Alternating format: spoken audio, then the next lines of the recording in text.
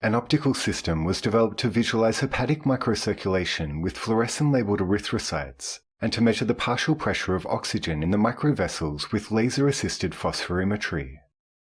This method can be used to investigate physiological and pathological mechanisms by analyzing microvascular structure, diameter, blood flow velocity, and oxygen tension. In hepatic microcirculation, blood flows from portal venules to central venules, creating an oxygen gradient between the two. Oxygen concentration in the liver affects both enzyme expression and pathology, making blood flow analysis and oxygen measurement important topics of research.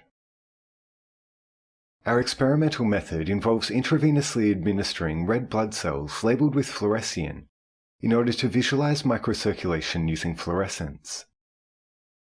For oxygen partial pressure measurement, we intravenously administer palladium porphyrin, which emits phosphorescence in the bloodstream when excited by a laser to a degree dependent on concentration of surrounding oxygen. This process allows quantitative analysis of oxygen partial pressure. Measuring hepatic microcirculation showed portal and central venule oxygen partial pressure of 59.8 and 38.9 mm of mercury respectively, demonstrating effective measurement of oxygen concentration.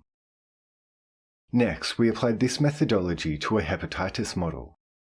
We found elevated oxygen partial pressure in portal venules, sinusoidals, and central venules, but a decreased pressure differential between portal and central venules.